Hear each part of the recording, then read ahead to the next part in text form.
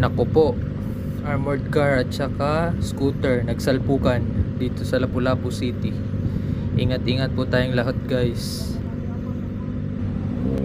Another one, guys. Sana okay lang si kuya.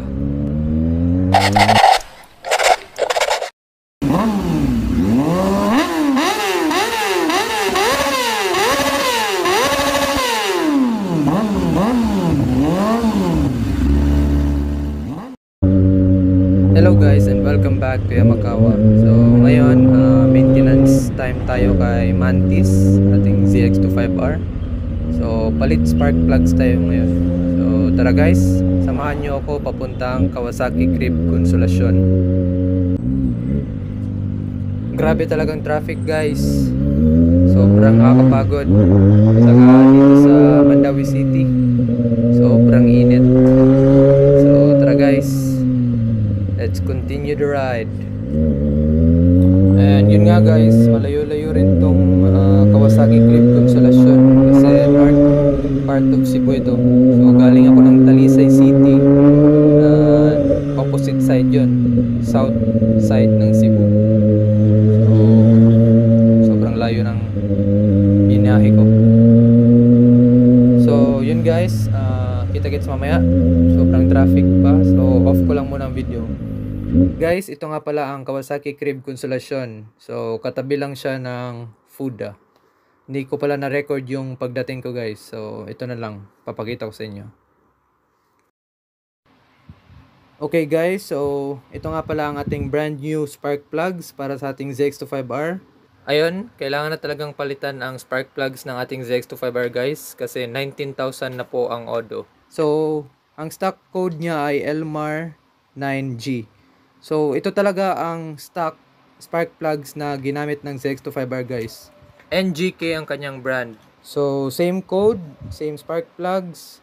So tara, lagay na natin, guys.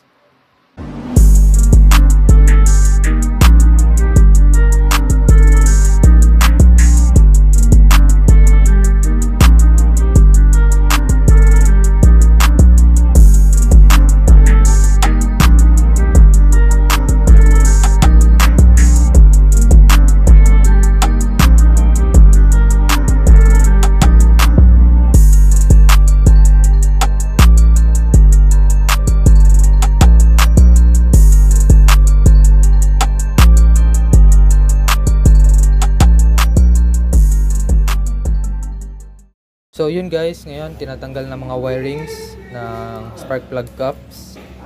And pagkatapos dyan, papalamigin muna kasi mainit pa ito. And yun. So let's continue.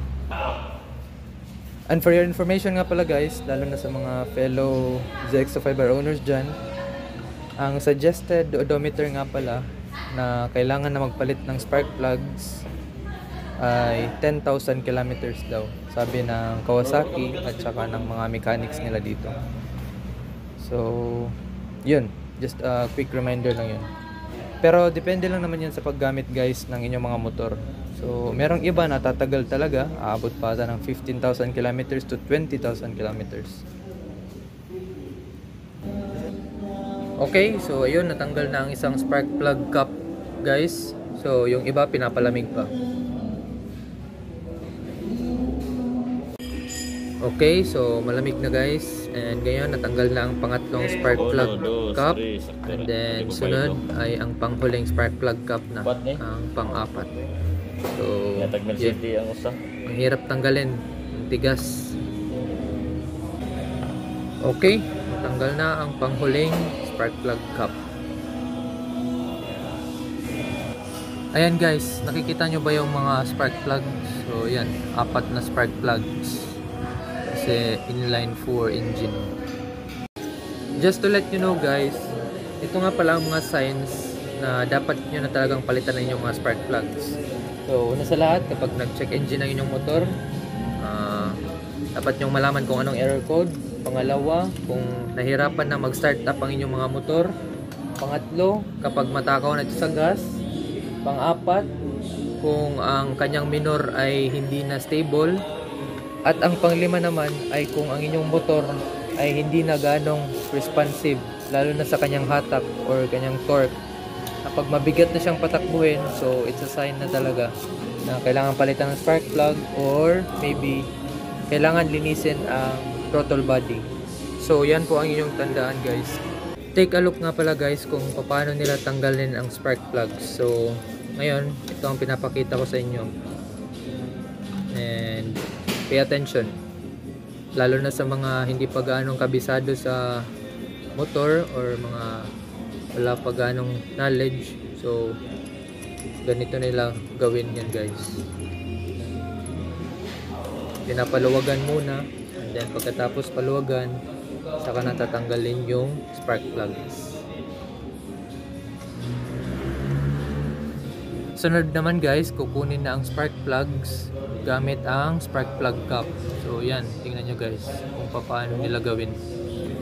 Hindi mo kasi yan makukuha gamit ang iyong mga daliri. So kailangan ang spark plug cap kasi nasa ilalim yung spark plug. So saka maliit yung space niya, butas. So yun, yan ang aking spark plug guys. So ang findings ay talagang ano na siya, sunog na siya. So yung tip niya ay parang ano na, pud-pud na. Yan, tingnan nyo guys.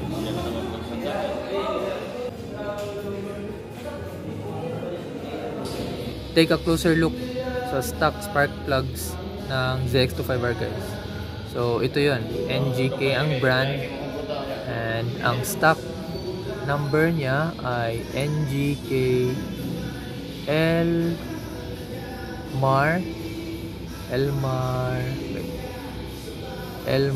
9G.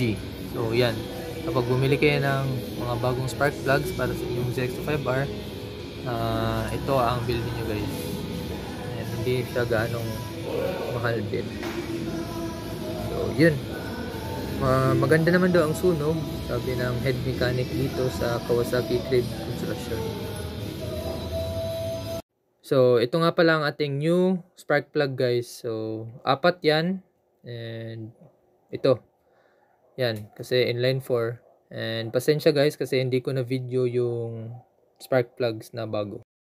So ngayon, proceed na tayo sa installation. So pinapahigpitan na or tightening ng spark plugs.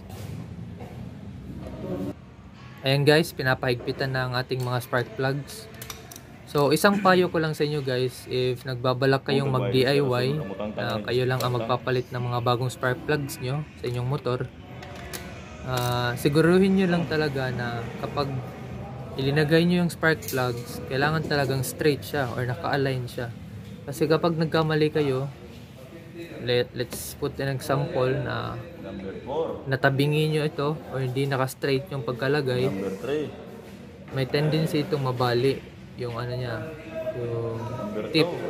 So dahan-dahan lang talaga, and then make sure na straight yung pagkakalagay. And yun, talagang mahirap kapag mangyari yung mabali yung spark plug, kasi mag-overhaul talaga kayo. Bubuksan yung makina, and then yun, kailangan pang i-machine shop para matanggal yung naputol na part ng spark plug. So yun lang guys, always be guided about. Lastly guys, ibinalik na ang mga spark plug caps. So after this, balik na lahat ang airbox, and then yung tank, gas tank, and then ang mga fasteners and fairings ay ibabalik na rin. Ayan guys, ibinabalik na ang airbox, and then pagkatapos nito ay ang gas tank na naman. And the last part guys ay ang pagkabit ng gas tank. Okay, thank you guys for watching.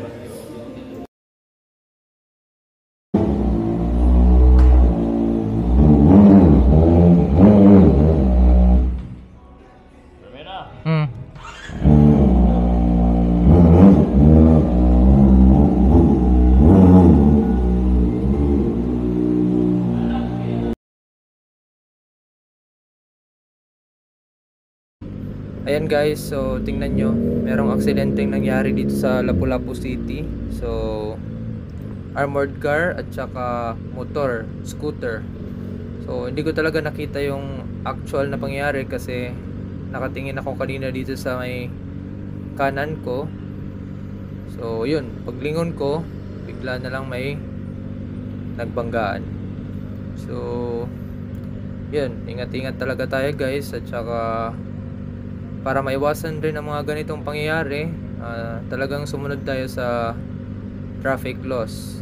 Like kung warning sign na yung traffic, mag-stop na lang tayo. Huwag na tayo mag-beating the red light kasi talagang mahirap na pag tayo ay nakabangga ng iba.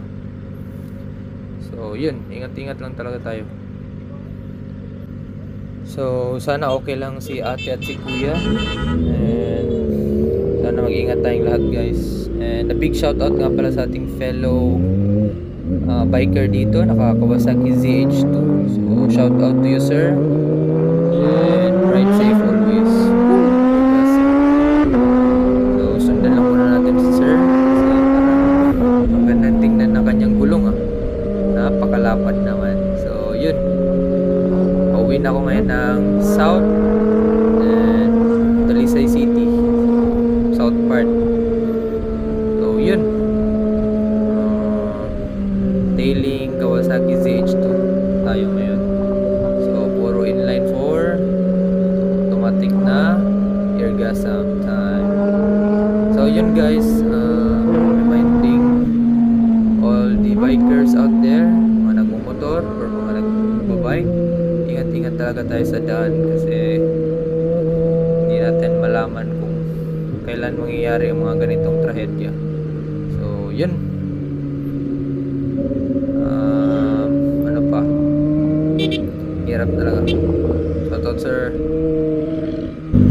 Pag-usapan muna natin guys kung bakit pinalitan na namin ng spark plugs si Mantis or ang ating ZX25R. So unang rason dyan ay dahil 19,000 kilometers na po ang odo nitong motor natin. So talagang tagal-tagal na. So wala naman kaming malaking issue talagang na-experience sa motor or malaking error. Yun lang, paminsan-minsan merong mga instances na yung idle niya or yung minor niya ay paiba-iba na. So isang sign na yun. And then tapos ko na siyang pina-throttle body cleaning, so baka sa spark plug na nga yun.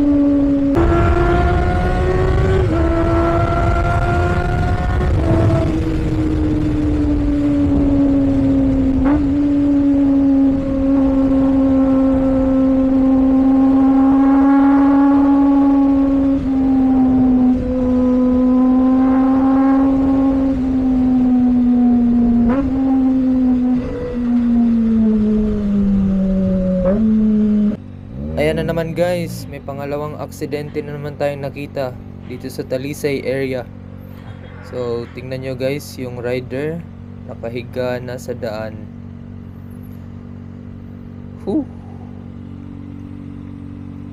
Sana okay lang si kuya. Baka hinimatay ata. Pero sana hindi lang siya na grabihan. So yun guys, talagang doble ingat tayo. Merong times na napapabilis takbo natin pero hindi to the point na hanggang kamatayan na.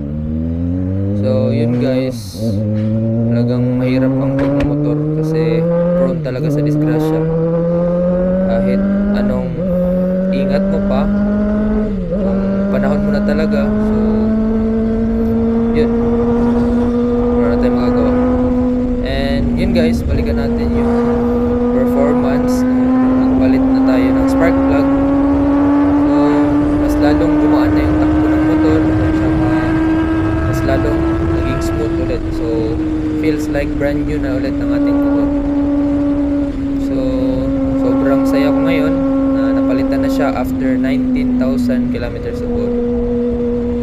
So I hope you enjoy my video guys, and sa mga hindi pa nakapag like and subscribe sa Yamakawa Moto, please do like and subscribe now. And maraming salamat talaga sa suporta.